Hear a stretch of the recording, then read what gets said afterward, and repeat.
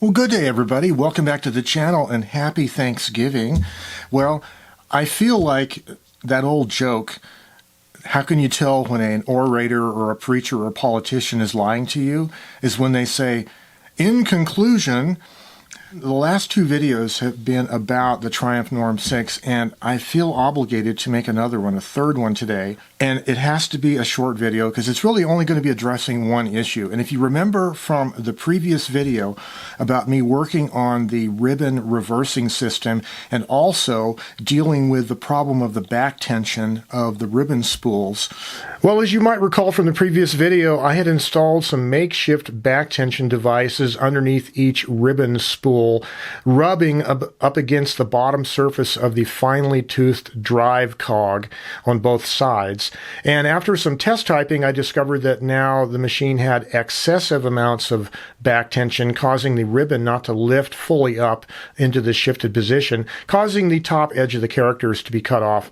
So I decided to remove all of those ad hoc back tension devices, restoring the machine to its original condition.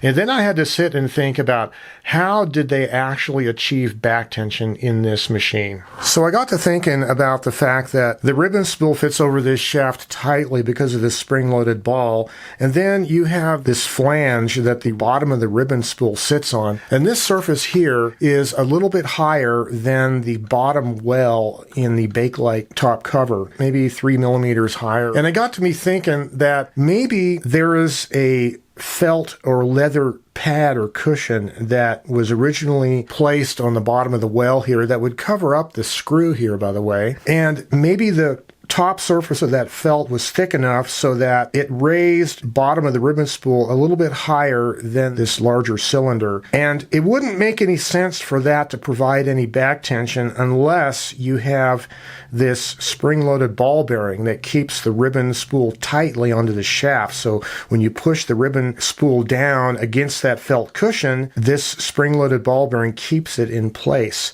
Well, to test my theory, I took some adhesive craft felt and made a set of cushions. And you might want to notice here that the surface of the cushion is a little bit higher than this flange here. And so now, when I install the ribbon spool, right like that, it seats itself down onto that felt cushion, and now, see, this is the freewheeling mode, or the supply side mode, and I can feel this spool is not freewheeling like it was before. You feel a little bit of drag.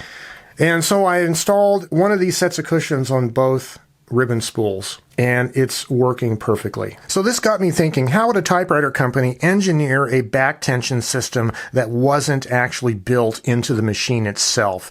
And it makes a lot of sense that they would have put a felt pad like this in there, or it could have been a leather pad or something like that. There's even the possibility maybe they sold special ribbon spools where the bottom of the spool had a pad built onto it. I've never seen the original owner's manual or marketing information for these machines, but they came out, this one was built in the mid-1940s, so probably a lot of that documentation is lost or is rather rare, but this seems to me to be the logical way that you would have engineered that system if it wasn't already built into the machine. So I've done several pages of test typing now, and the imprint looks perfect. There's no cutting off of the tops of any letters.